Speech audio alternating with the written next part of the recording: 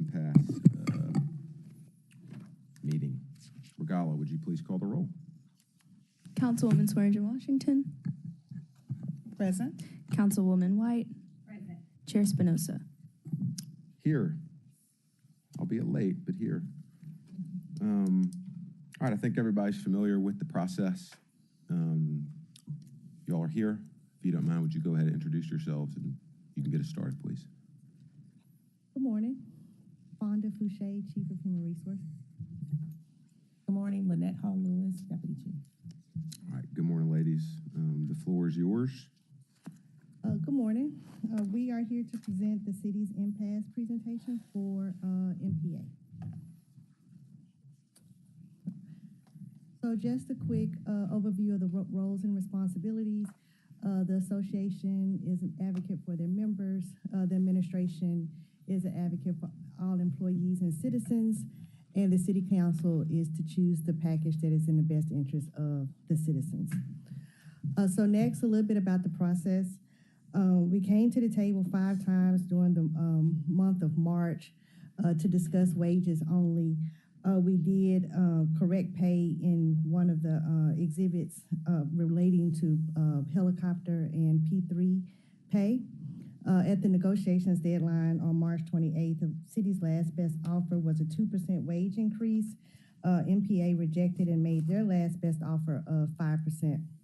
After reviewing the internal equity, the city revised its offer in the total economic package, which is permissible according to the ordinance to avoid impasse between the parties. MPA did not accept the total economic package. We continued discussions, but we were unable to reach an agreement, and so here we are at impasse. Just a little bit about the impasse process. 7 days before the mayor's budget address, the mayor provides the total economic package. The association has 48 hours to accept or reject the final total economic package. So the impasse items for this negotiation period was Article 46, wages only. The city's total economic package was a 3% increase for FY25 and a $1,500 bonus, one-time bonus to be paid from the vacancies in FY24. The MPA's total economic package was a 5% increase on July 1, 2024. This is a slide from Mayor Young's budget presentation. It's just showing a budget that's dedicated to the people and that the employees are 72% of the total operating budget. It is the city's position that all city employees should receive the same percentage increase for 1 year only. Mayor Young focused on creating a balanced budget that was fair to all employees. He proposed a 3% increase for all employees. A higher increase for one group would create compression and other inequities. A one-time $1,500 bonus. We offered to stay within the FY25 budget priorities and to meet the Labor Association's expectations. And again, a higher increase would create challenges for future budgets. The next slide just shows the financial impact. The city's proposed the final proposal, again, was a 3% wage increase and a $1,500 bonus, which is actually an average equivalent percentage of 5.1% at a total cost of $4.1 million. The MPA with the 5% wage increase would end up being a cost of $7.7 million. So the difference in the FY25 proposals is a little over $3.5 million. The next slide shows the history of increases in bonuses that MPA has received since 2016. As you can see from this slide, the total increases since 2016 is equal to 31.5%. The average increases for some of the other associations has been equal to 9.5%. And also July 1, 2023, the last increase MPA received was a 5% negotiated increase, and then also an additional 9% that was presented in the last budget. So This is council's decision. We ask that the council agree with our position that MPA should not receive a higher raise than other city employees and only approve an increase for 1 year. Thank you. Thank you, ladies. Any questions? Comments? Council members? Okay, see none. Anyone else here to speak on the issue? No? All right, I'm gonna make a motion to accept the Police Association's recommendation of 5%.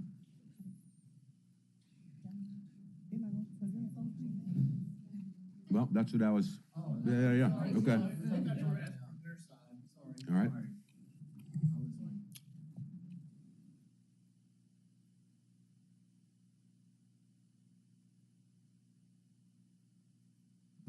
I was surprised I didn't hear an answer. Okay.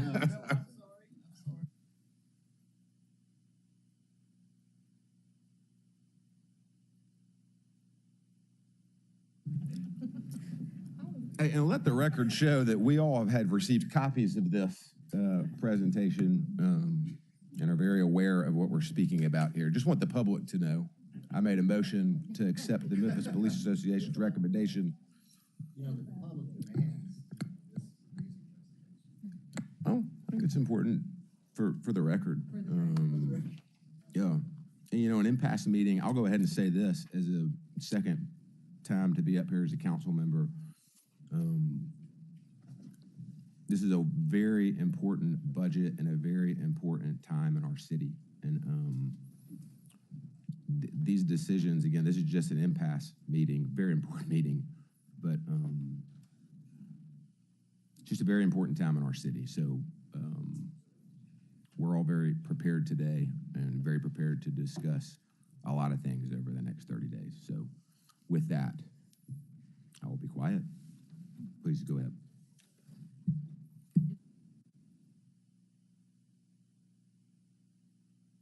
No, it's not on. I'm Deborah Godwin, and I am an attorney. I represent the Memphis Police Association.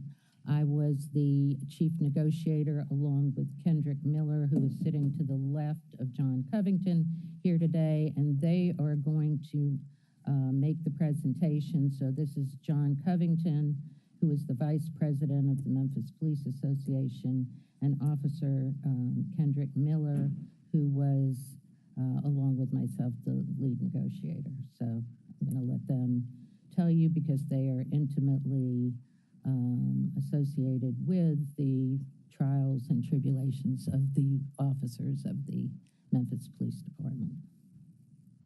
All right, so good morning, everyone. Kendrick, go to the first. So I wanted to start off, this is a slide. Yeah. Just making sure. This is a very important slide that's been around for a few years, but the truth it tells is important. The only crime reduction strategy that has ever truly worked has been more police equals less crime. And if you can see, back in 2011, we had the highest paid, highest number of officers and the lowest crime ever recorded in the city of Memphis. They started tracking in 2006. And so the solution, and you'll be hearing about, we do every year, about this crime plan or that crime plan, and at its root, the answer has always been very clear, I think, from a data and just a common sense point of view, that more officers equals less crime. And this is not just about arresting our way out of crime. When you have this many officers, everybody loves community policing. But very few people agree on what a definition of community policing is. Community policing is when you have enough officers where you're not running from call to call, that you start to really know the business owners, the pastors, the parents, the teachers, the kids. That is how you become embedded in a community. And in terms of crime fighting, you build that trust. And that plays into it as well. So there's so many benefits of having a greater number of officers. So there we were back in 2011, but what happened? So over time, in late 2011, the COACs, and those were community policing. It was a community policing program deeply embedded, and that was cut. Major benefit cuts led to a loss of nearly 500 officers. And then the years that followed, there was a lack of raises, competitive raises, and we fell and fell and fell. We went from being number one regionally to dead last. And some things were done. The Police Association, the Fire Association spent nearly $1 million and a lot of sweat equity to get a referendum passed. We had to get 140,000 signatures. A referendum passed to restore pension and healthcare benefits to officers. And this was all done in the name of we have got to staunch the loss, and we've also got to rebuild our department. In July of 2023, and that's fine, we became number one in pay for the first time in years. Go ahead and switch. And that was a result of a lot of hard work with the council, a lot of hard work with the mayor. It was a 5% increase from the city, and then a 9% increase that actually came out of the referendum funds. So this is how we were able to do it. So we got to be number one by $63, but it was a start.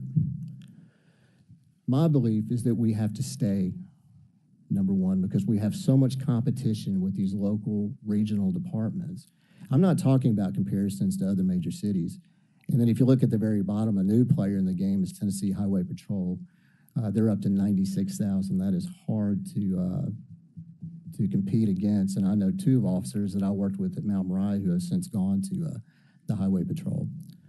So here we are, and our idea going forward is we've got to maintain being number one to get at least some kind of advantage moving forward.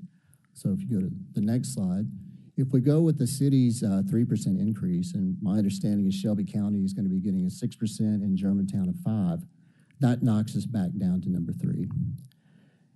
Once again, there's a huge competitive market for officers. Now, back in the day when we were number one in pay by a large amount, we were, for lack of a better term, stealing officers from other departments regionally. Now the reverse is happening. We've been losing officers to other departments. That began to change when we got the big raise last year and finally got to number one, and there was a feeling that we were going to keep moving forward in that direction.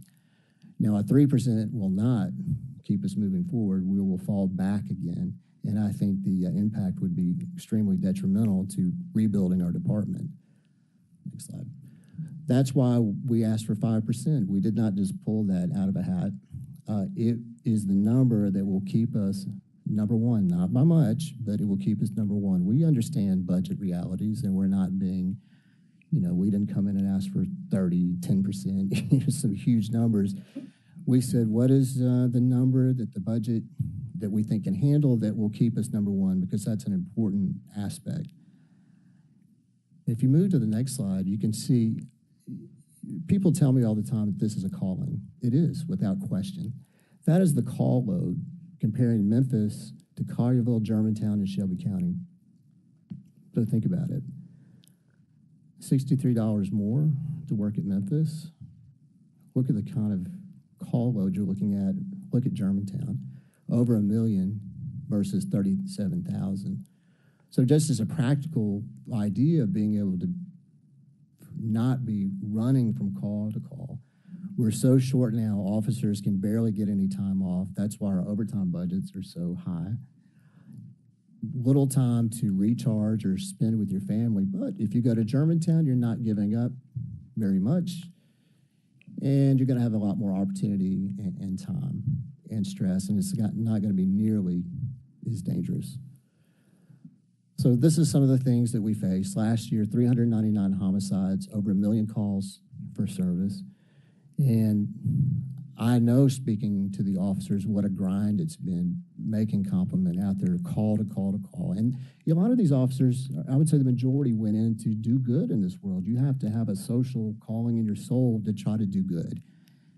And the inability to actually be able to talk to the people in your ward, to meet the people in your precinct, it's tough.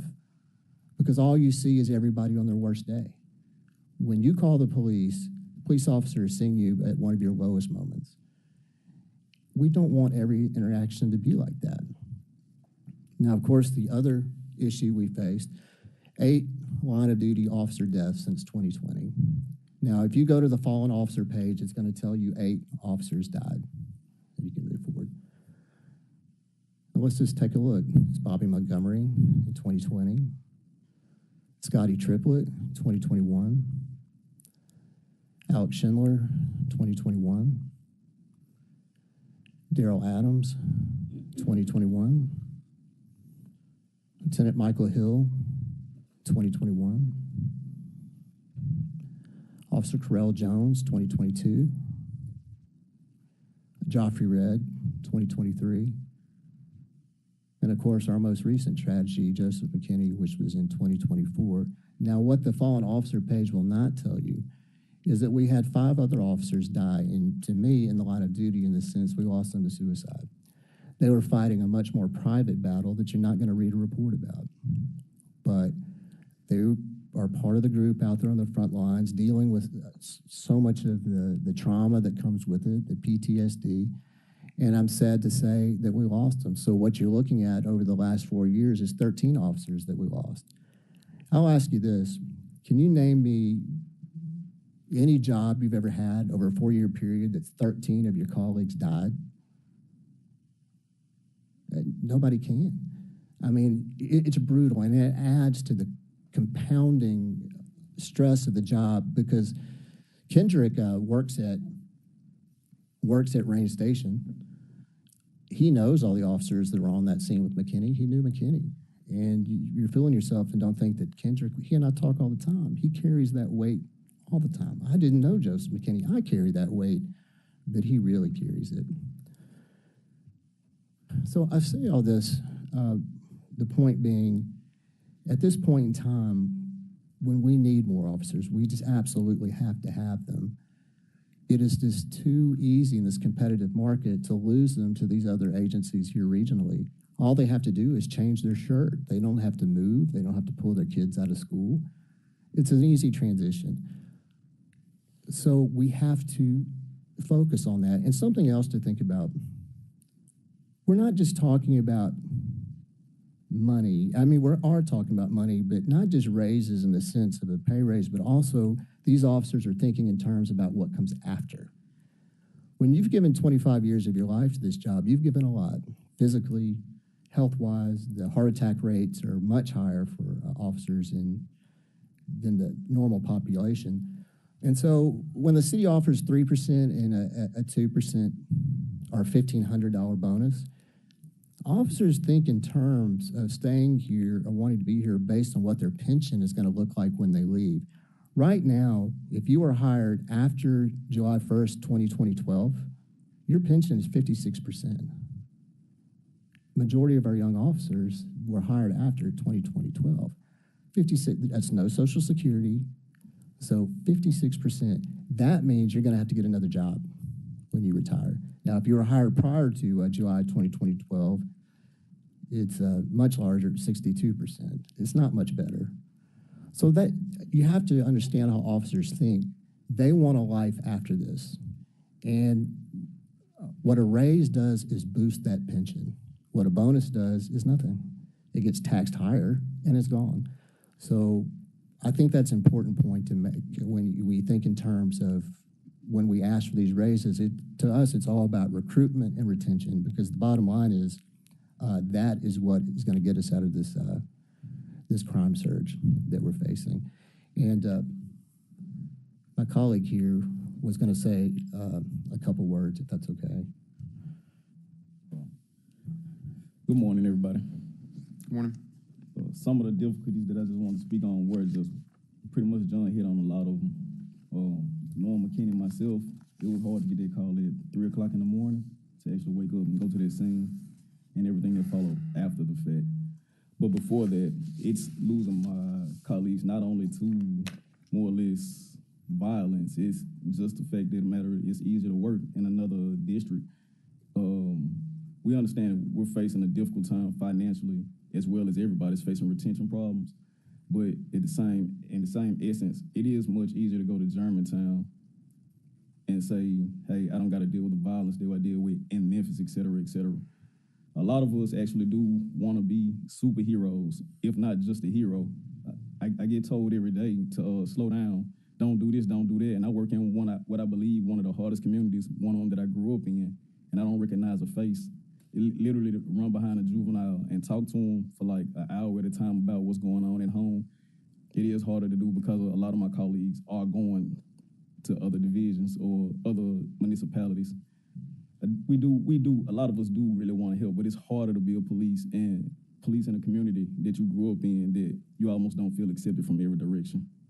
And I mean, that's just sums of how I feel. We do want to save our community. We just need to be able to retain and hire more people like-minded. All right, thank you, sir. Any questions?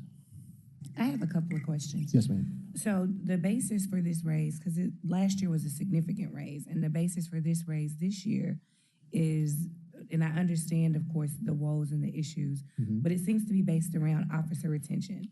And so my questions are, since the last budget season when there was the 14% raise, how many new officers do we have?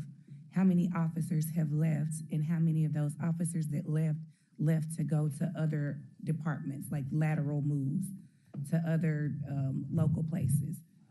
We've, don't have the exact numbers, but we've seen it quite a bit. And the issue is, and Councilman Carlisle brought this point up the other day, when we lost the 500 officers, the raises and the retention benefits that were brought back has helped us kind of keep paddling, keeping our head above water.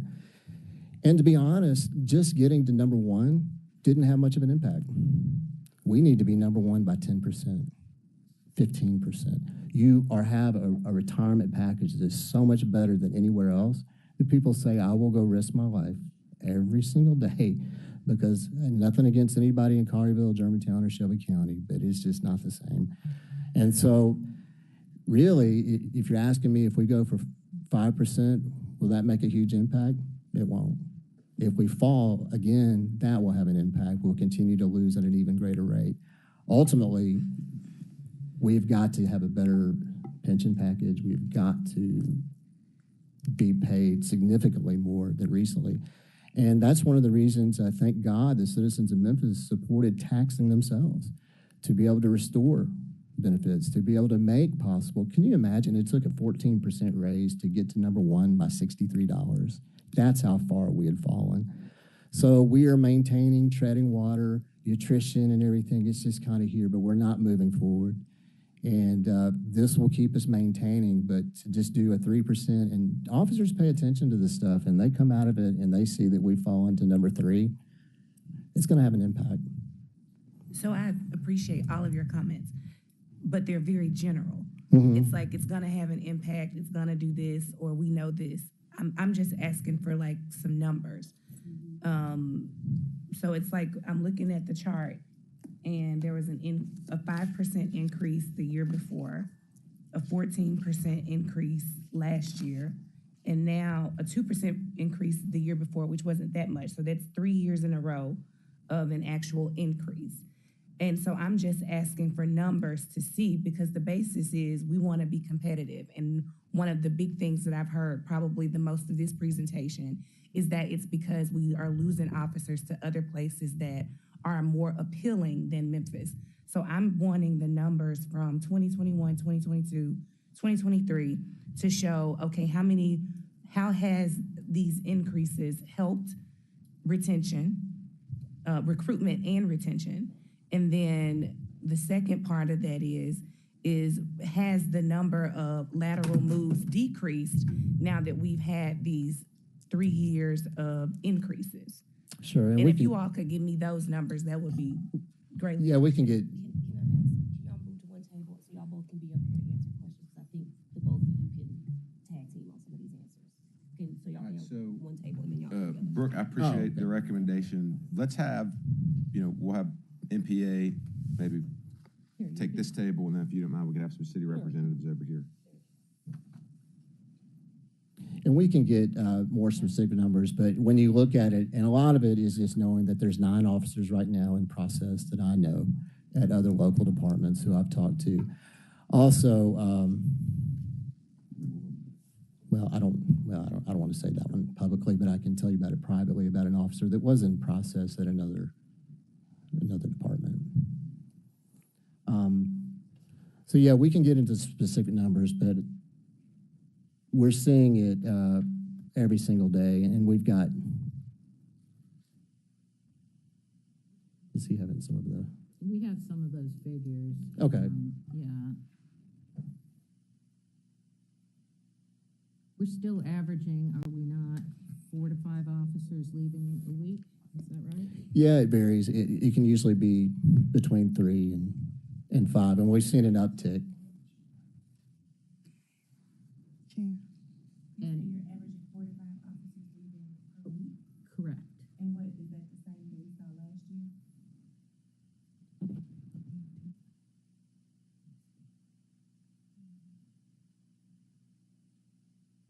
I don't think that we have seen much of a reduction, even despite the increases as of yet. We do know that there are some officers, in the drop program who have decided to stay longer because they have been seeing the increases, and it will affect their pension in a positive manner. Well, we definitely saw that when the 14% raise, because our retirement works on is the average of your 3 highest years. And so once you get in the drop, you've retired. You no longer see the benefit.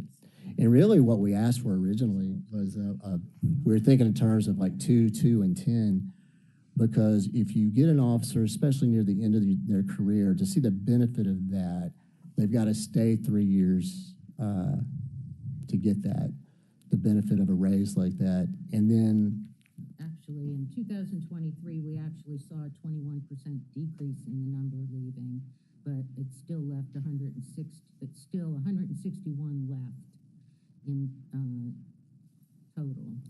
so there was a more of an impact, and yeah, so 21% decrease, but still 161 left.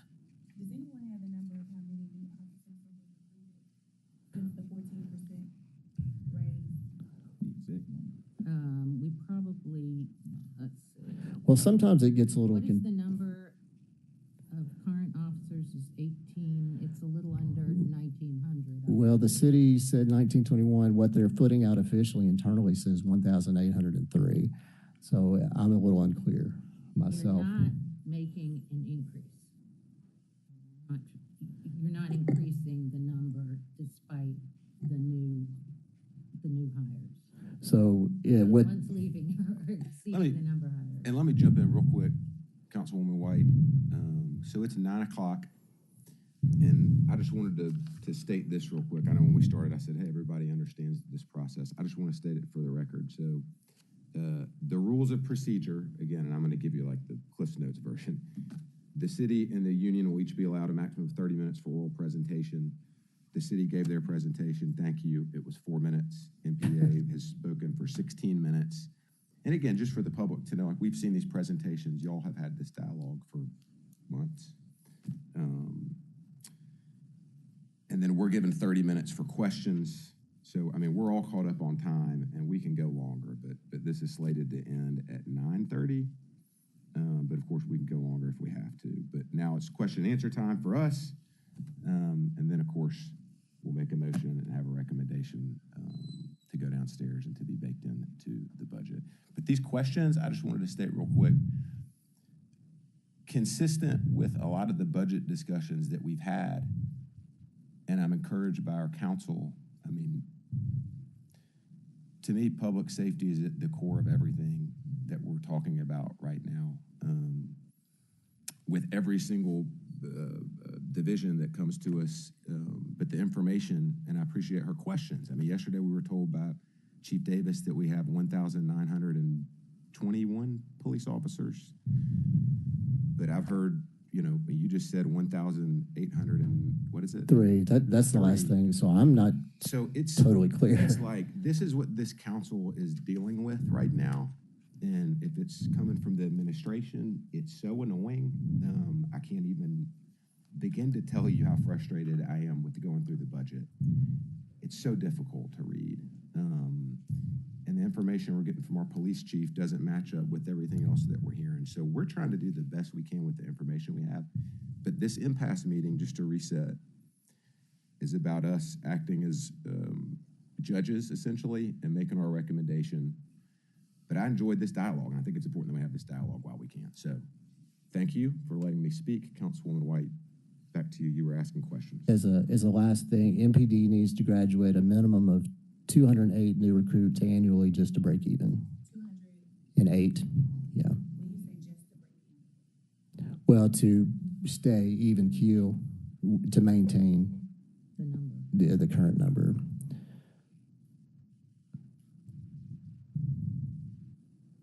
One more question. How does the MPA respond to the comparison that total increases since 2016 for the police has been 31.5% in comparison to the average increase of other entities of 9.5%? Well, it's crime, isn't it? I mean, because we showed in 2011 when you had that many police, the highest paid, you had the lowest crime. So that's driving it. I would say 9% did not come from the council or the city. It came from us, the citizens. So that needs to be subtracted out. But that's what's driving it. And you remember before defunding became cool, or the common thing that was done, we got defunded in 2016 with all the cuts to the benefits. You know, you had retirees on cancer treatments who lost their health care at that time. And as a result, we lost 500 officers. Then everything else hit. You saw the rest of the country and all this defunding and cuts. We've actually managed to maintain. If we had never had those 500 officers that we lost due to all those cuts, we'd probably be doing okay right now. We really would. That is important to know. Just personal perspective, I was knocking on doors at the year after that happened.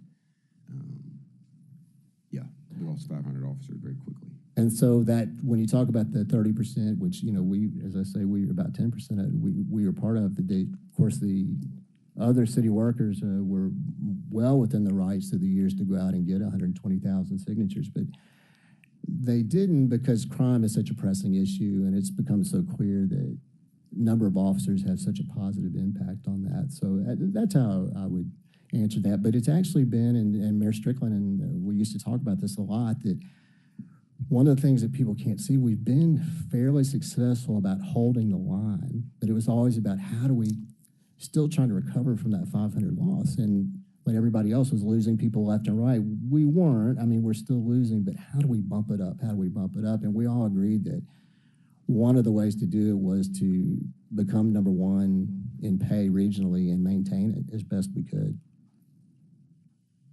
Grudge the other unions and the other employees the raises that they deserve, but also promised that public safety would be a priority. Yeah.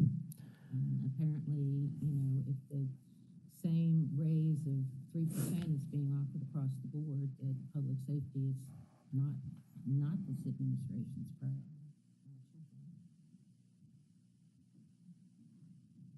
All right, thanks. And let me say this real quick. I know Councilwoman Swearengin Washington has some questions too. My comments about being frustrated and annoying, nothing personal. I know the administration and Mayor Young, we care about all the same things. And this is the first of a 4-year process of us working together. Councilwoman White, her questions and what we're dealing with, something does have to change in the way that we've been paying officers and the way that we've been doing this stuff. I mean, we can keep raise after raise after raise. I think it goes back for all of us to decide here today at the impasse meeting.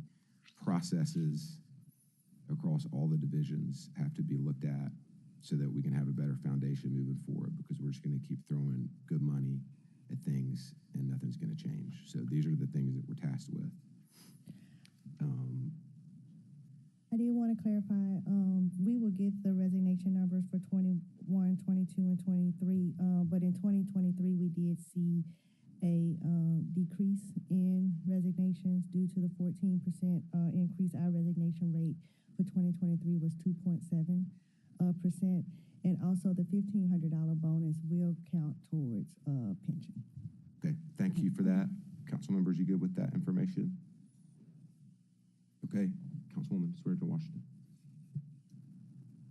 I think it is amazing that we can't get a clear number of how many officers we have. We talk about transparency and data. That's quite a concern that we can't get just a pure number. So if we can get that, we need that. Is pay the only incentive that's going to retain our officers? Often there are other areas that are important to people.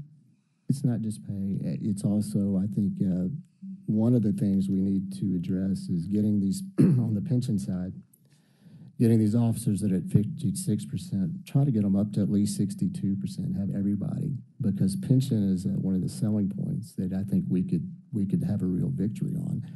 We have to invest in technology and more equipment. We have, Year though, well, this year, the only item right. negotiation was wages. Right. Next year, actually, the entire memorandum of understanding opens up. So those other aspects, other benefits, and other fringe benefits will be open next year. This year it was only. I'm thinking you'd want to be the chairwoman of the Impasse Committee next year. Okay. And let me just say this, and this is my opinion for what it is. We have to make the focus uniform patrol and investigators. It is the backbone. And right now, it's really tough to fill patrol complement. And I know you guys had discussions yesterday, and I'm going to tell you that overtime budget's going to be a lot bigger than you think, because you've got to fill those spots, have those bodies out there. So a focus on having the bodies in patrol and investigative spots. You know, we have the second lieutenant, which effectively pulled 126 boots off the ground, that's made it tough. It's made it tough. So things of that nature, and things we can discuss in a larger, at another time in a larger picture. But yes, there are other things you could definitely do that we could do better, and that we can work on. And if I chime in real quick. Thank you, Councilwoman. Yeah, go ahead. It was just real short. The shortest answer to it is there are other things that are internal within the police department themselves that we got to work on. Like pay is just the retention portion and the hiring aspect, but we do have things that interdepartmentally that the council may not be able to address. But who can address it? Well, Things like coverage of PTSD. Right now, if an officer suffers from post-traumatic stress disorder, let's say as a result of seeing Officer Joseph McKinney being killed, if he is not physically injured, the city of Memphis does not cover his PTSD. He has to have a physical injury in order for the city of Memphis to cover his medical expenses for post-traumatic stress disorder. And that's something we've been trying to change, but right now, that is the city's position, that you have to suffer a physical injury. So only the officers who are physically injured would be covered for line of duty benefits, things like that. And it's very discouraging for the officers. 9 officers witnessed their colleague being suffering. And of course, and I get it, we need to get them back out there because we're so short out there. It's a tough balancing act, but we want to make sure before we get them back out there that they have every opportunity to have the kind of support that they need. Good, Councilwoman. Appreciate you bringing that up. Again, our focus today is purely on this impasse, right? The task at hand. But it was brought up, and I just, that's something that's been that I've been made aware of, and I've had a lot of conversations about that, and I'm working on that. There are a lot of things that we need to do for so many people in this city. Again, this is a wildly important budget, and I'm encouraged by the questions today and what we're looking at. I mean, we can't continue to throw money at things and not get results. We need to rethink the way that we operate, and that goes to the 7th floor, the 5th floor. But those are discussions that we will have throughout the whole budget process. But just for clarity, I don't want any of of these conversations, you know, we have our decision to make today, and I love the dialogue, but, And I Just will stay say that we focused. are working on the PTSD OJI. That is something that we're working on, but today's discussion is about wages. that's right. only. And yeah, thank you for saying that. That's why I made my comments, you know. I'm just excited to- to work with the administration.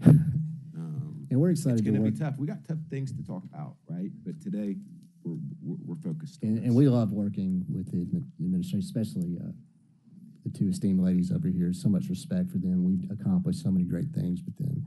And we had a great relationship in the last administration. We look forward to moving forward with that. I did want to throw one thing. So we got this kind of question about numbers. I did see that this was Chief Davis's quote in an interview yesterday that we're 791 officers short. That was her quote in the media, so. So if we're 791 short, this is important for this. So we're 791 officers short. And yesterday we were told by Chief Davis we had 1921. Is that the number? I believe so. Let's just call it 1900. Is 791 accurate? And we've been told that we have 1,800 officers, or 1,800. Right. Well, I've seen they sent out an employee analysis report and the last one I saw was 1,803. Yeah, and I think the council heard that 2 weeks ago too. And this is important for the discussion today. Now, according to that, it said 701 short. So either way, if it's 791, you're talking 2691 is the ideal staffing based off Chief Davis's number. And then I sworn the chief said it was 1,800 like 3 weeks ago. So 1591, or excuse me, 2591. And that's So- not patrol. That needs to be understood. That's everybody from the chief on down. Okay. And so I think the public a lot of times says, oh, we got that many officers out patrolling. No, you got closer to 1,000, maybe 1,100. So there's obviously going to be questions and a lot more robust discussion around these things moving forward. But for today, we've heard all sides. Any other comments? Administration? Anything else you want to talk about? Anything else? Council members, anything else? Is there a motion? Okay, I'll make a motion. I make a motion. Okay. Go ahead, Councilwoman. I make a motion that we don't have a recommendation and send this to full committee. I second that motion. Give us some more time. All right, so the motion's been made to, you said send this to committee, Mm-hmm. To full council committee. so executive session, or, Yes. all right. You vote that the impasse recommendation be no recommendation. on the Yes. So full agenda. No recommendation on the full agenda. Hey, and I'll get there, Brooke. I'm trying to understand, one second, we do have to have a recommendation. I'm just having the councilwoman restate her motion. So your motion is to send this to executive committee with no recommendation. Yes. Okay. And you seconded that? You seconded that? Yeah. Okay. So motion's been made, properly seconded. The recommendation is nothing, right? We're gonna send it with no increase, decrease, no decision made. All right, that motion's been made, properly seconded.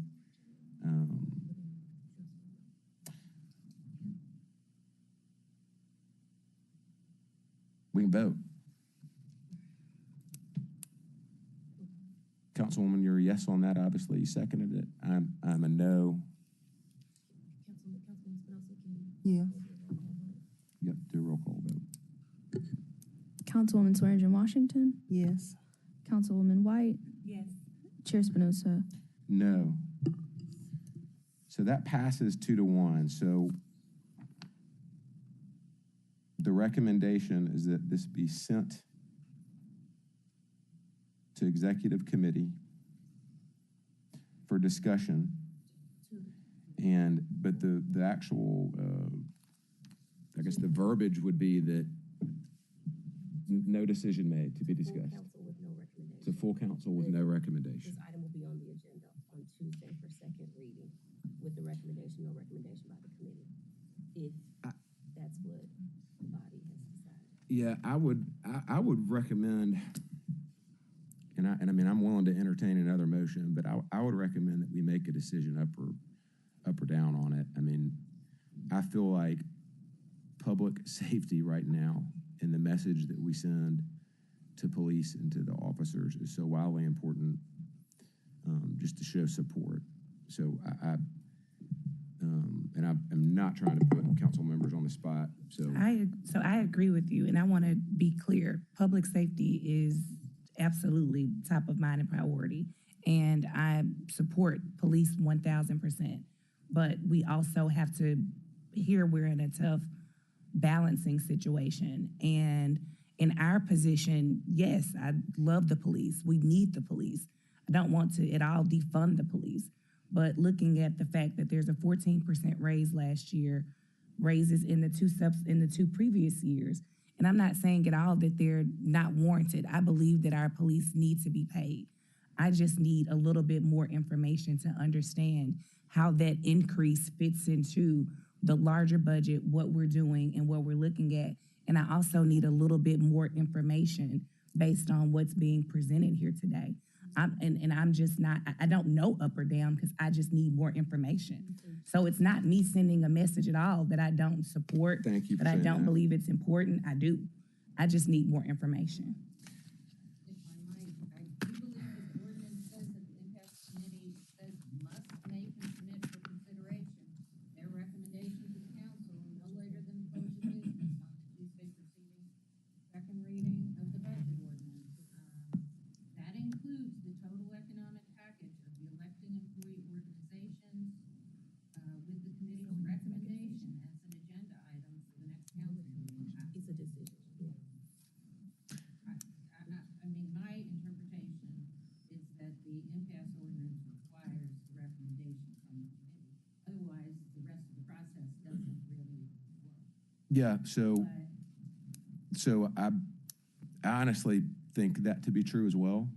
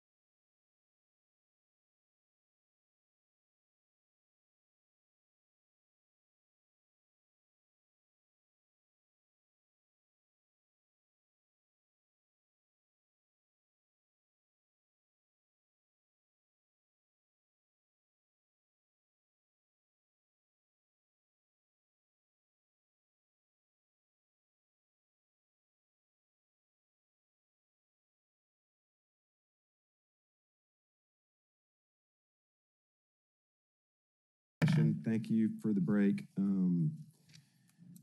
So, per your comments, and to clear my mind, and make sure we're doing this the right way, it does not say in these impasse rules of procedure that we have to, when we vote to determine the recommendation of this impasse committee, it doesn't say up or down.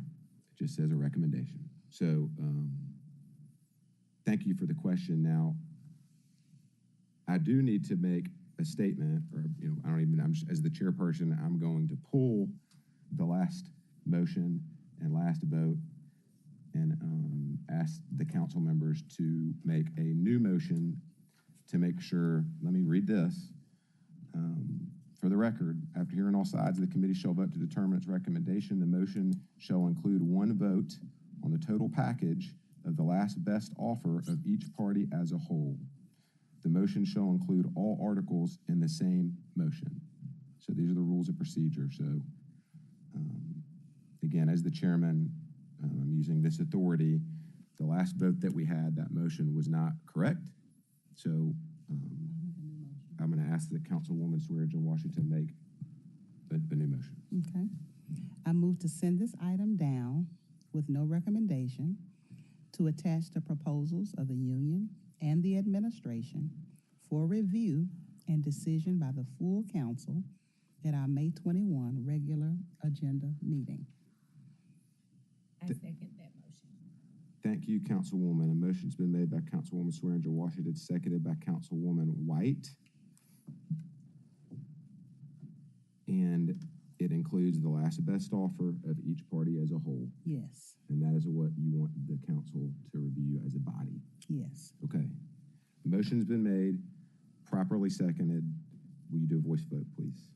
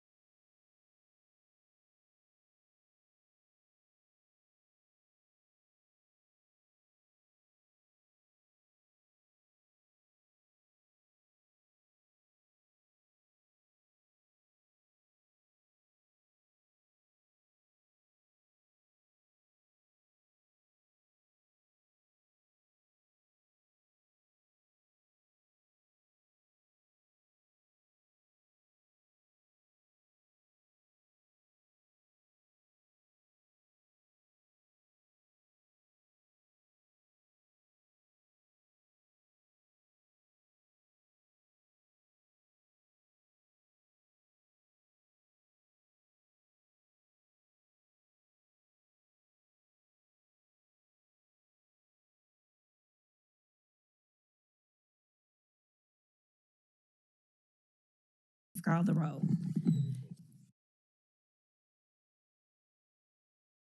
Councilman Canali. Here. Councilwoman Green. Chair White. Present. Today, we will be hearing from both the administration and IBEW. Each side will be given a maximum of 30 minutes to present. At the end of the presentations, there will be 30 minutes allotted for questions, and afterward, we will vote to determine our recommendation. We will begin with the presentation from the Division of Human Resources. Chief Boucher. Good morning. Good morning. I am Fonda Fouché, Chief Human Resources Officer. Lynette Hall Lewis, Deputy HR. And today we are here to present the Crafts IBEW Impasse presentation for the City of Memphis. Just kind of want to go over quickly the roles and responsibilities. The association, of course, are advocates for their members. The administration is an advocate for all employees, and the City Council would choose the package that is in the best interest of the citizens. So wanted to talk a little bit about the process. We met 3 times during the March 2024 labor negotiations process to discuss wages only. At the negotiations deadline on March 28, the city's last best offer was a 2% wage increase and a $1,500 bonus. Crafts rejected and made their last best offer. After reviewing internal equity, the city revised its offer in the total economic package, which is permissible in accordance to the ordinance number 5639 to avoid impasse between the parties. Crafts did not accept the city's total economic package, and Crafts and city continued discussions, but we were unable to reach an agreement. The rules of the impasse ordinance, the mayor provides the city's proposed total economic package 7 days before his budget address, and then the associations have 48 hours to accept or reject the final total economic package. We were not able to come to an agreement, so here we are at impasse. The impasse items, again, were wages only. The city's total economic package is 3% increase for FY25 and a $1,500 one-time bonus paid from vacancies in FY24. Crafts IBEW's total economic package was a 6% wage increase on July 1, 2024, to create a Radio Tech 3 position under police services with a pay rate of $96,000 annually, and increase longevity bonus by $25 for all years of service. And so now that we are at impasse, the only thing that we can talk about now is wages only. But I would like to say that we are working internally, but the administration is working on the Radio Tech 3 position. We have been in discussions with MPD about that. The next slide is a slide from Mayor Young's budget presentation. This is a slide showing that a budget dedicated to the employees, and that employees are 72% of the total budget. It is the city's position that all city employees should receive the same percentage increase for 1 year only.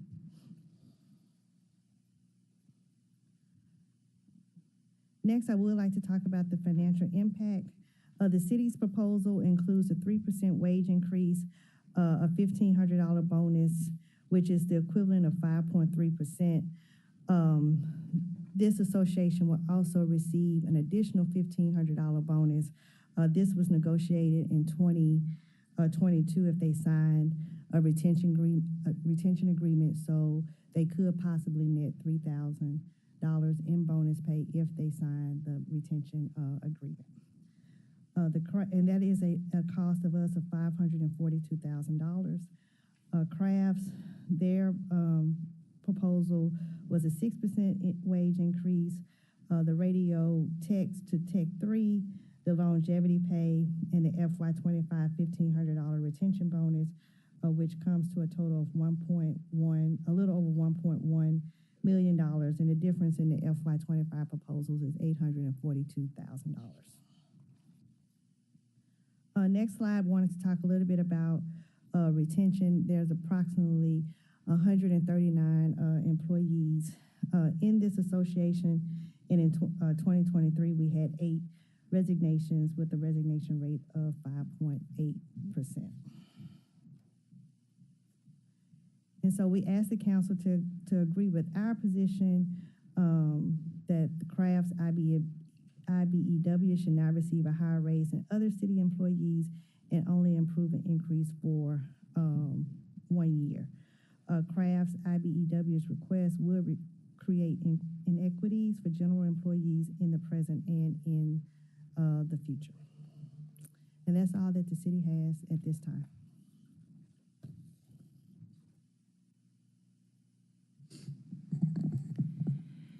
Thank you so much, Chief Boucher, for that presentation. Are there any questions from council members? I have one. Councilwoman Green. Thank you, Chair.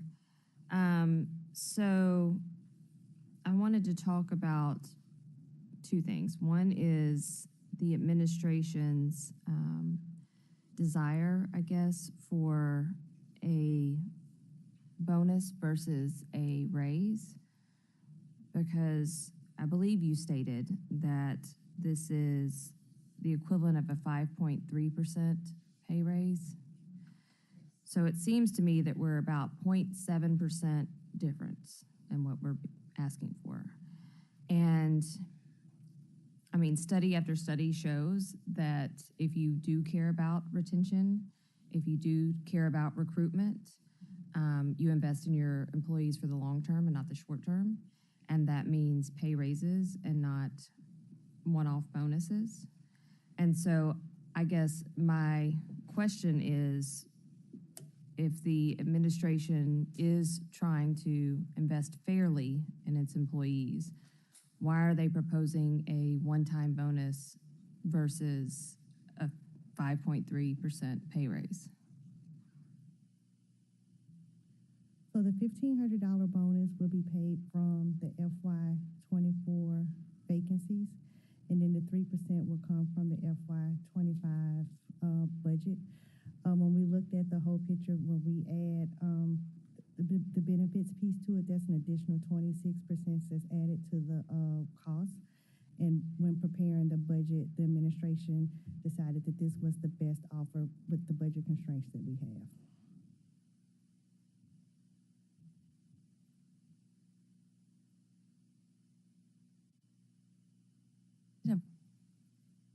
Your retention bonus you spoke about, how long does the employee have to work to get the retention bonus?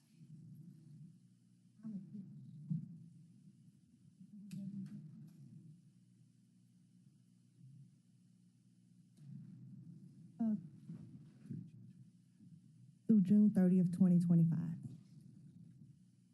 So do they have to have worked for 6 months, for a year? Like it's a retention bonus, so.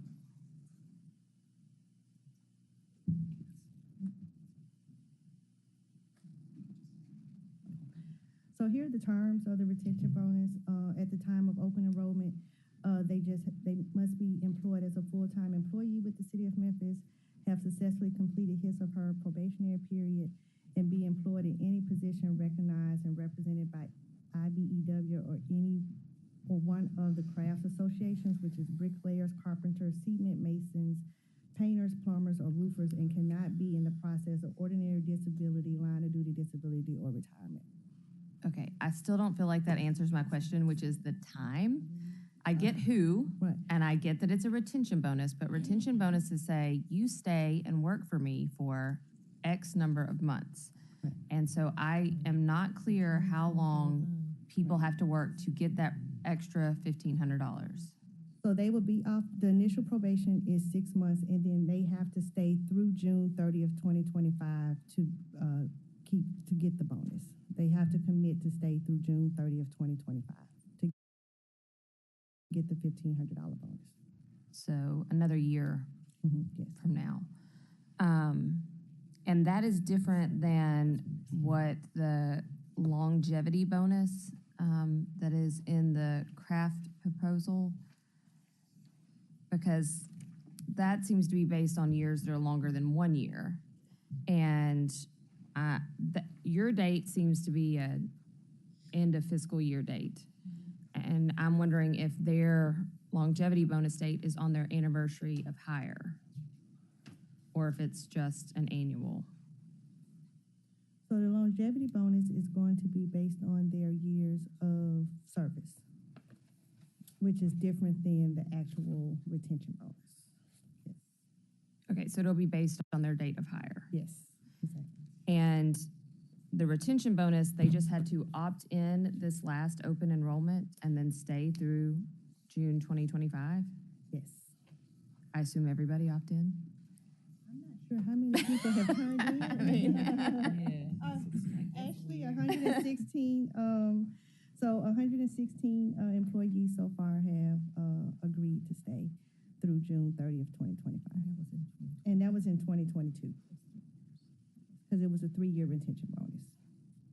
Okay, and so, again, there's a lot of,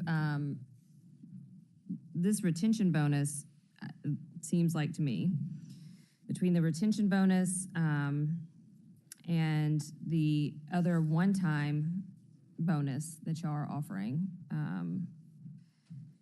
that's like $3,000 more. And so I'm gonna go back to my point again, where we're only 0.7% difference between your proposal and theirs. We might even be closer than that with the retention bonus, right? Mm-hmm. And if almost everybody's opted in, then I am confused, I guess. The only concern is benefits, pension, retirement, things like that. That's the cost that we're worried about that we won't pay for many, many more years, right?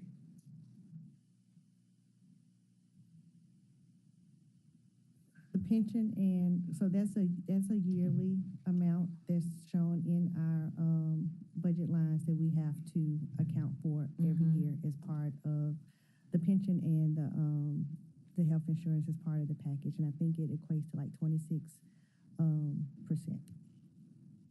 Do you have an actual number for that? I can get one for you. Yes. Okay. I don't have anything else right now, Chair. Anything from you, Chairman? Vice Chair Canale? I did have one question. With the longevity bonus, how is that paid out? So I see like 5 years, 175, 10 years, 225.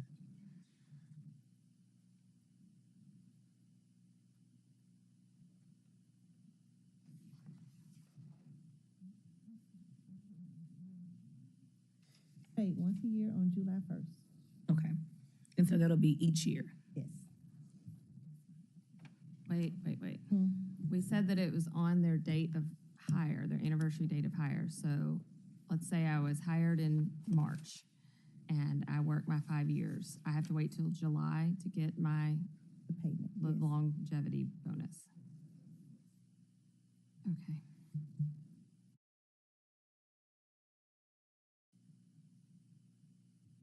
Okay. Right. Now, these two things are not before us today because we're discussing wages only. Okay.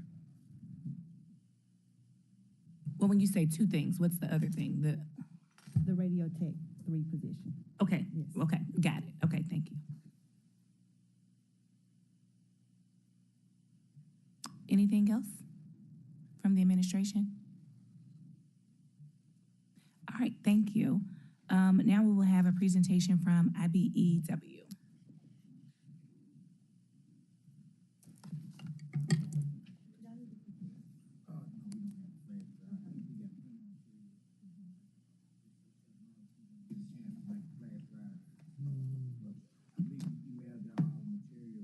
We have them.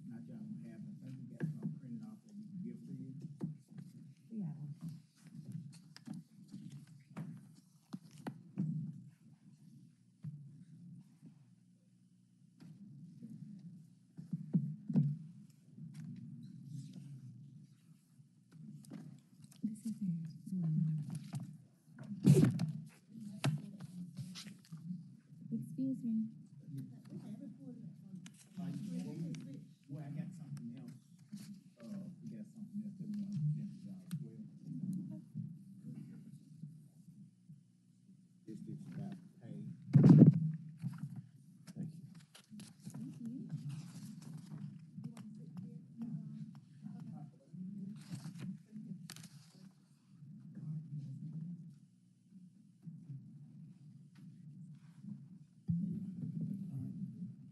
Good morning, council members.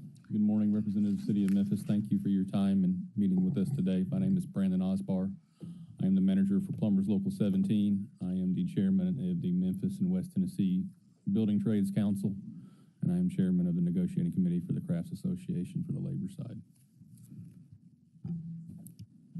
Good morning, council members. My name is Naqualis Nibley. I'm Assistant Business Manager at IBEW Local 474. I'm co-chair of the negotiations committee.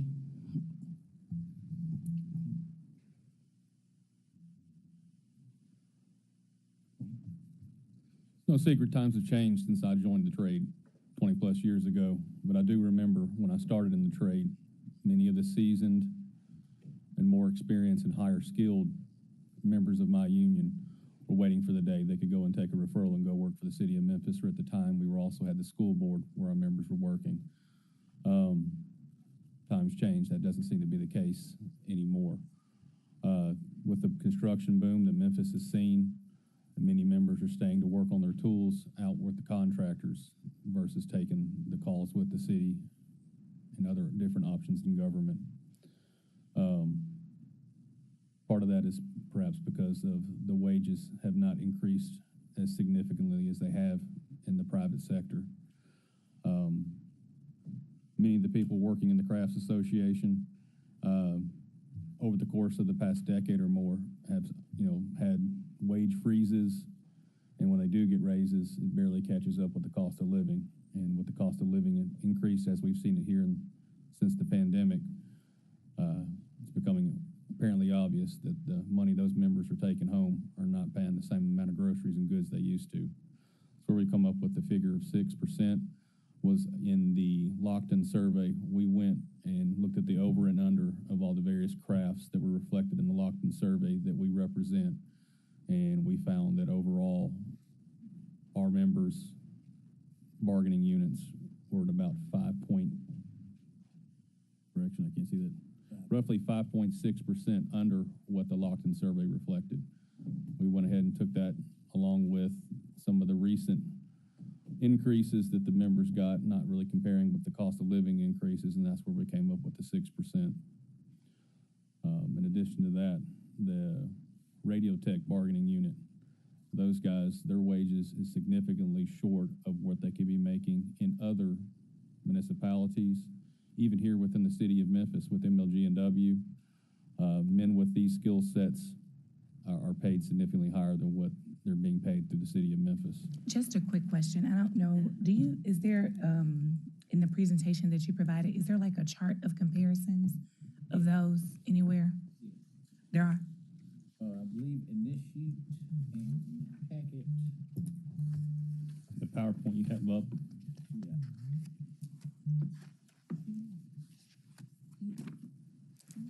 Who's running the computer with the PowerPoint? Whatever's convenient for y'all. I'm not picky. Okay.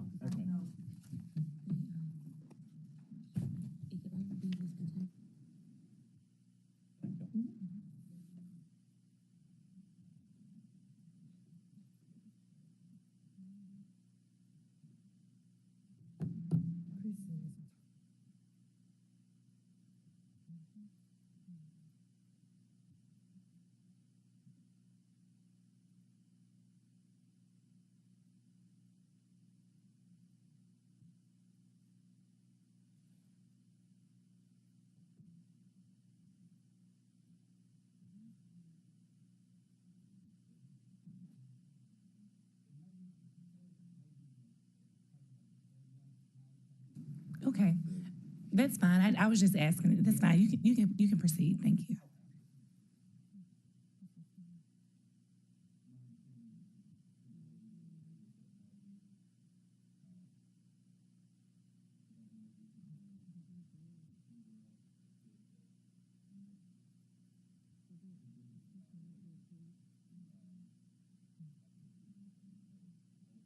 Units with the city of Memphis, they shared with me this morning that I'm all out of order. For example, a radio tech for MLG&W with a similar skill set and the job description, scope of work, those guys make $79,000 to $82,000 per year. So when I've asked these men, what's, kept them with the city of Memphis, many of these men have, got a lot of time in with the city, and, while they're not necessarily ready to retire, they definitely, when they get ready to retire, they want to retire from the city. They're loyal to their employer, they're loyal to the city of Memphis. Trying to get those men taken care of. Yeah, I would like to expand on that. The reason that we also feel that they deserve this, I don't know if you realize that MPD and the dispatchers got a very significant pay increase last year. The problem that I have representing radio techs is they're under two jurisdictions, basically. They're under the city MOU, but they're also on the MPA policy. So they feel like they've been slighted because everybody else in the MPA last year got a win, except for them. They're with the city MOU when it's convenient for the police department, but when it's to the police department's advantage for them, then they're on the MPA policy. What I would like to do, I actually have the lead radio tech, and I would like for him to come give y'all a little explanation of what they do on a day-to-day basis, real briefly, if that would be okay. Mr. Gerald Pierce, can you come up?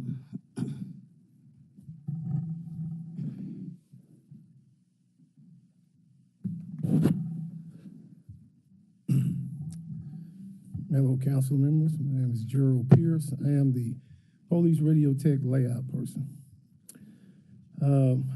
What Mr. Nibley is saying is, compared to our counterparts here in the city, MLGW techs. MLGW has an old radio system.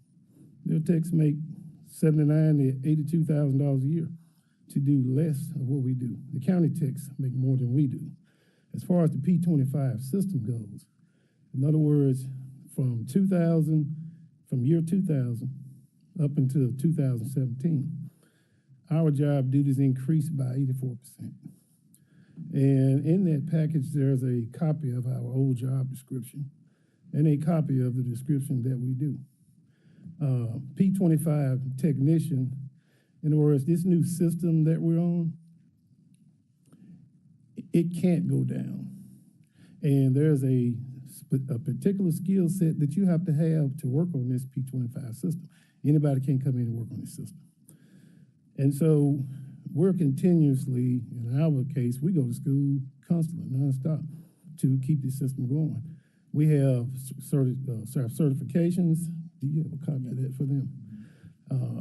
I currently hold about 27 certifications just to work on this system.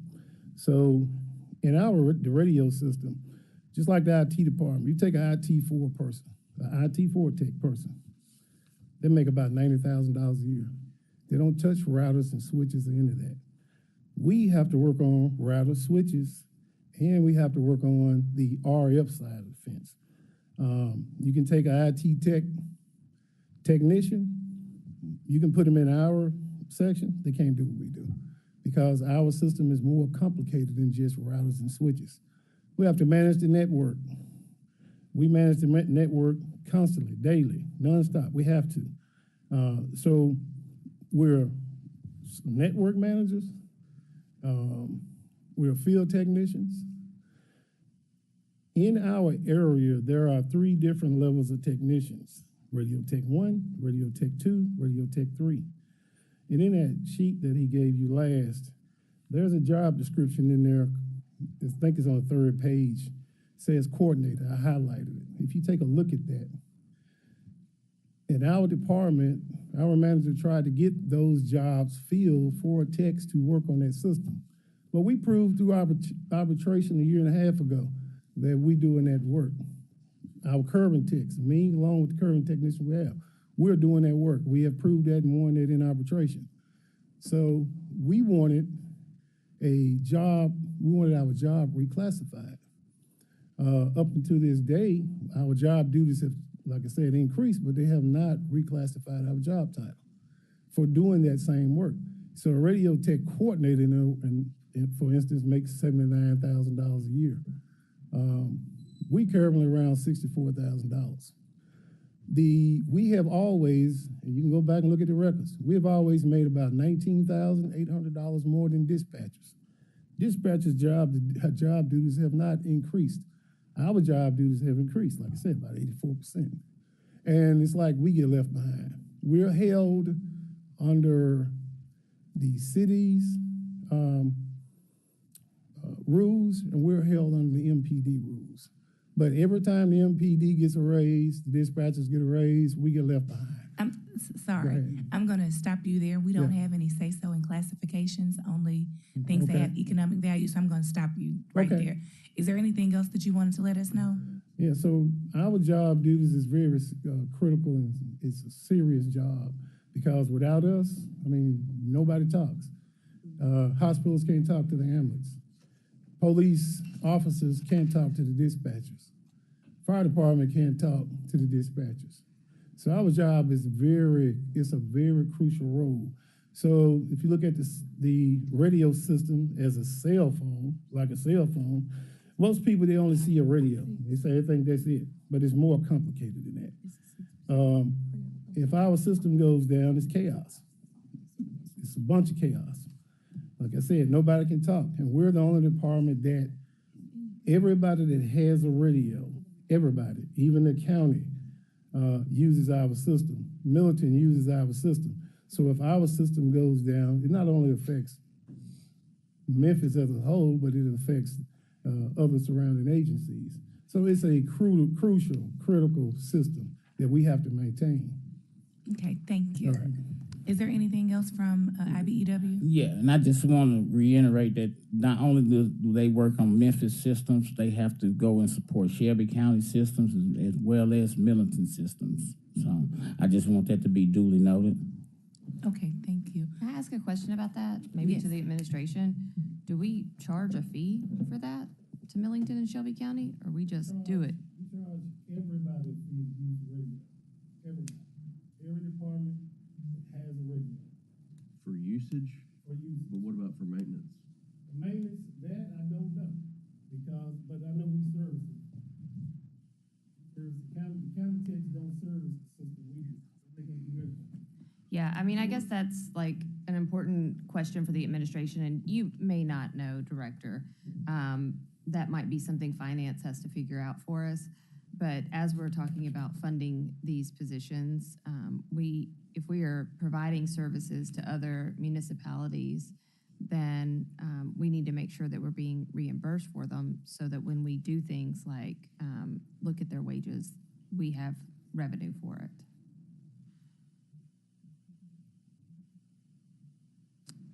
Any other questions, comments? Councilman Canali? One last thing on that note, I do know we charge everybody. We have about 17,000 radios in the system. Every radio, regardless of what department, regardless of where you're at, Shelby County, anybody, we do charge them.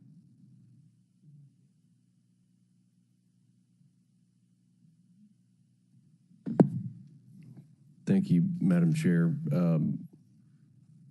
Let me say this. I know how important your job is, and I want you to know how much we appreciate you. We understand that the city, especially for the public safety portion, could not function without you, and that in turn could cost us lives if our systems are not working properly.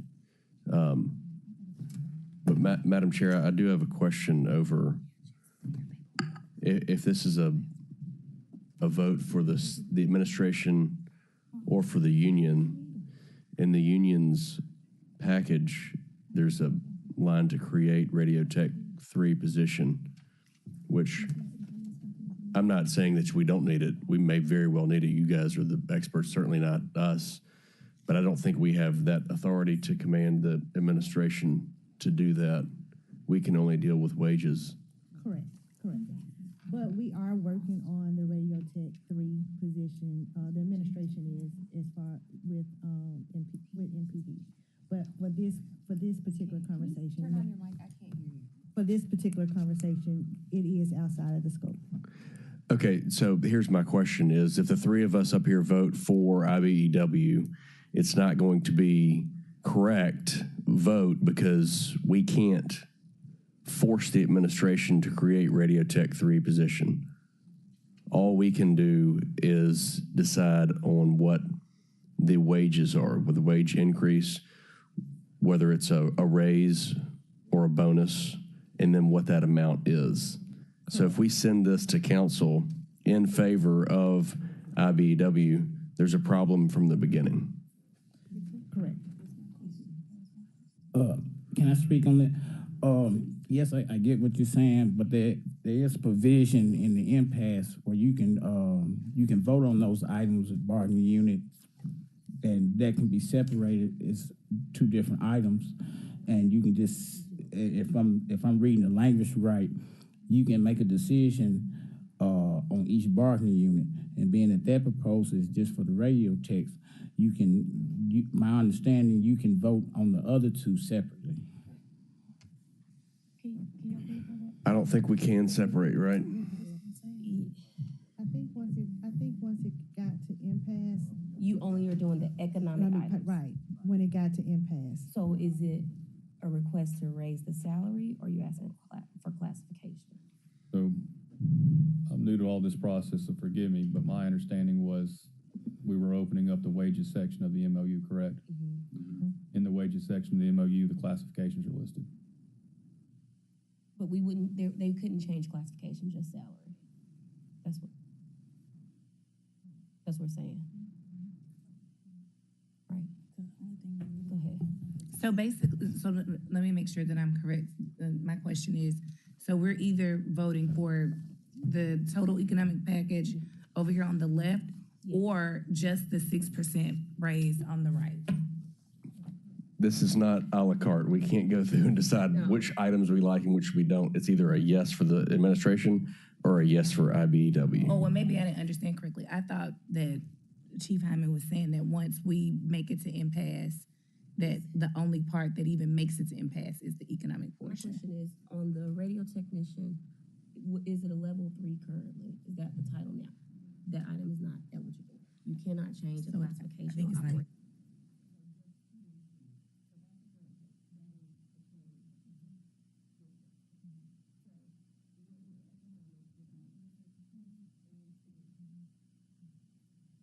Bullets 2 and 3 are not before the body today. Oh, we didn't.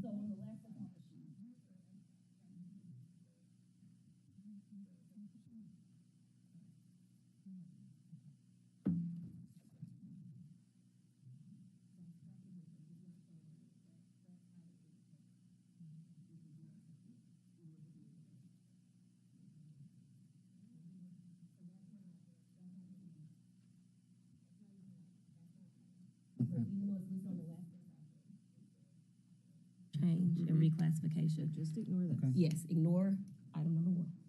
and then what about item number 3? Have y'all done that? You haven't? Okay. Never seen that.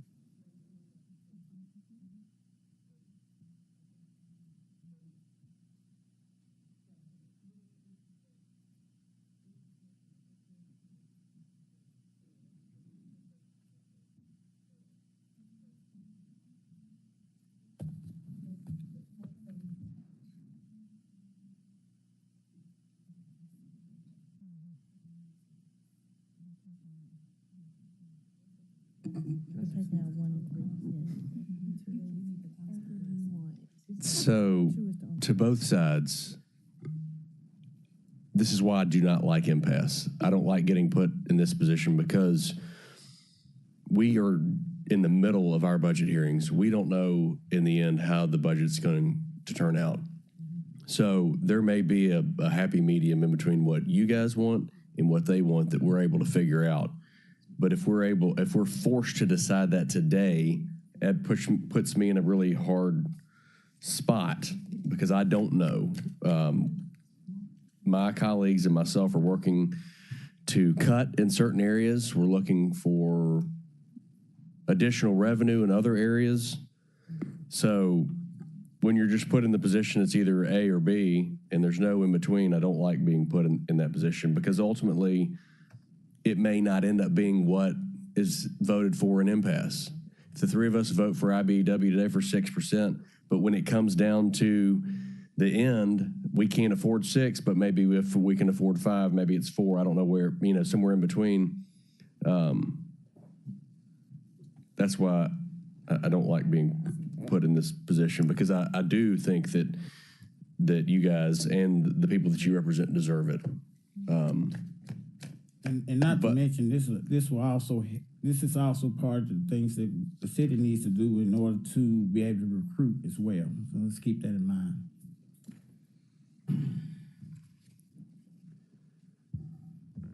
That's all I have, Madam Chair.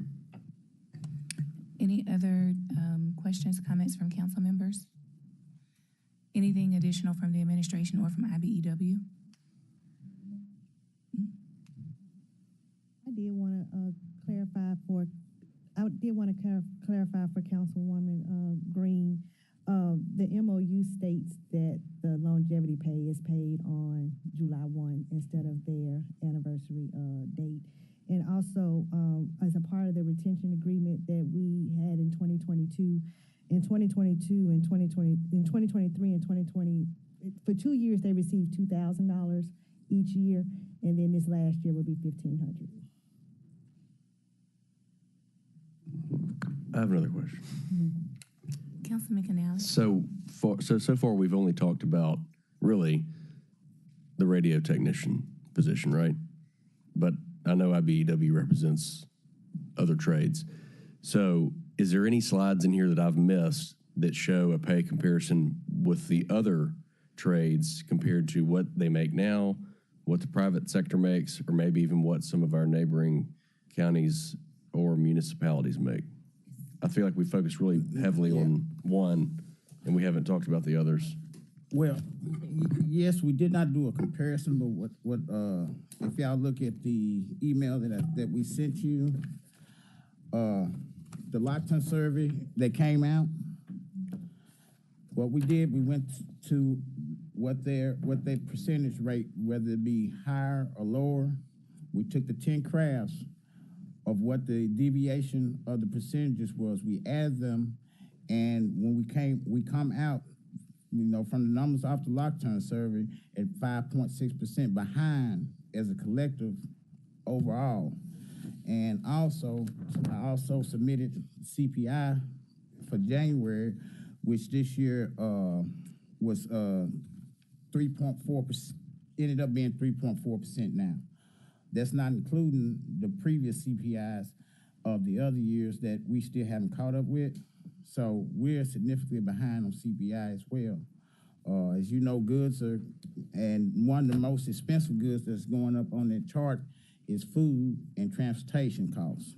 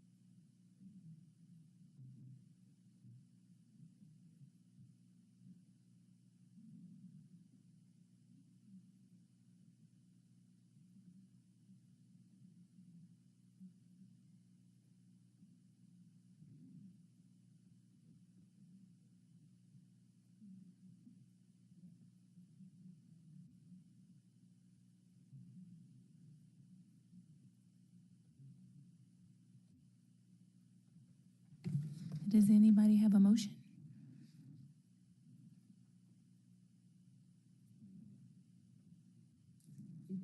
No? If not, okay. Yeah, here's the I'm going to move that we send this to full council with no recommendation. I would like more time to digest this information. I also would like more time to work on numbers to see where we end up with a overall budget. On May 21st, and I'm also, can I add to the motion? Because I know we have to say take down. Yeah. To add to the motion that we'll also attach the proposals of the union and the administration for review and decision by the full council. Can I just make a comment? Second, okay. And then, Ms. Cole, will you take a voice vote? Wait, can I make a comment before you vote? Go. I just want to say that, not that I disagree with sending it down, but I am in agreement with the 6%.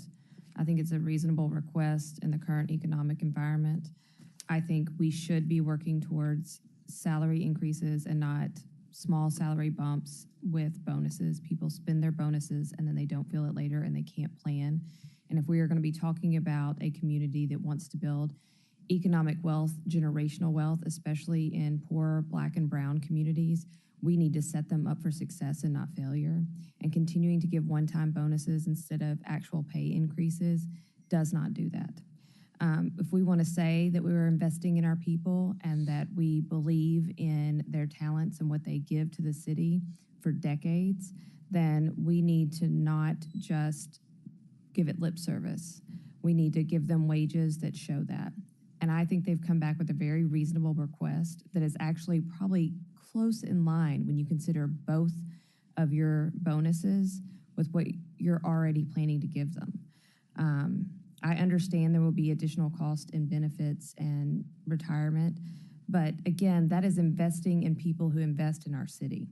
And I think that we should do that. So I think they have come back with a very reasonable request. As Councilman Canale has said already, they are doing stuff that is life or death in some cases. And I think that we should show them that respect. They didn't come back and ask for 10%. And when you look back, 2014, no increase. 2015, no increase.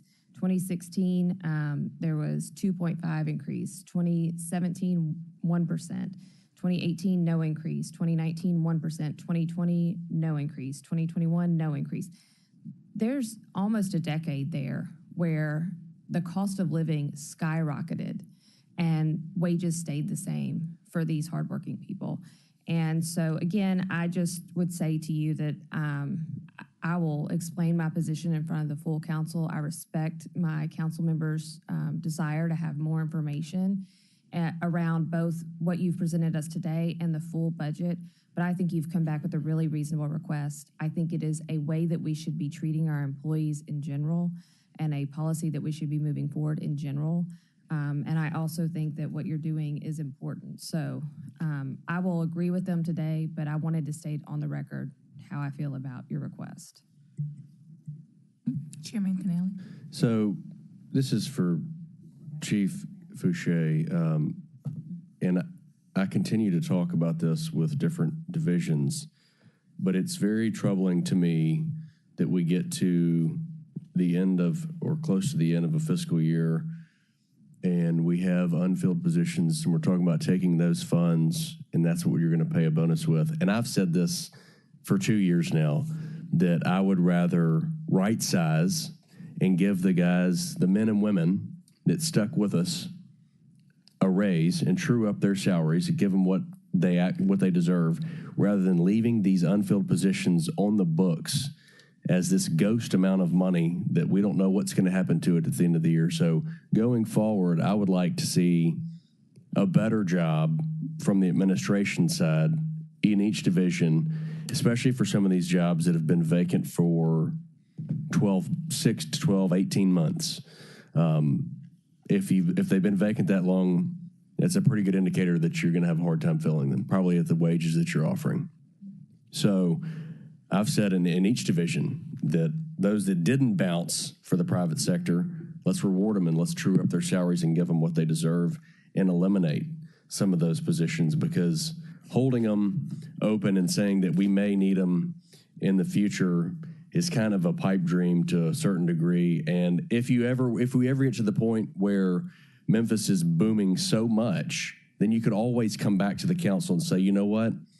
We lowered our carpenters to a complement of, I'm just going to throw out a number, 12, but we need 20 now, we need to figure out how to bake 8 positions back in the budget. And let's address that at the time instead of just hoping that they get filled, or that we're playing games with this amount of money that's out there, and taking care of those that are sticking with us. Thank you, Madam Chair. Can I speak on that? Thank you for those comments. Now, there are some key positions that I know she doesn't have, that they do need, that are in dire, like electricians, that's open, that's needed. But I get what you're saying, those ones that's been 18 months, yeah. Thank you. So I think picking back up with the motion, Ms. Cole, would you do a voice vote on the motion of Vice Chair Canali that was seconded by Councilwoman Green? Oh, it was seconded by me. Thank you. Councilwoman Green. Councilman Canali. Chair White. Yes. So this item passes. This item will be sent downstairs. This item passes and will be sent downstairs for a full council meeting on May, 21st. Seeing no further business before the committee, the IBEW Crafts Impasse meeting is hereby adjourned. Thank you all. Thank you, both sides.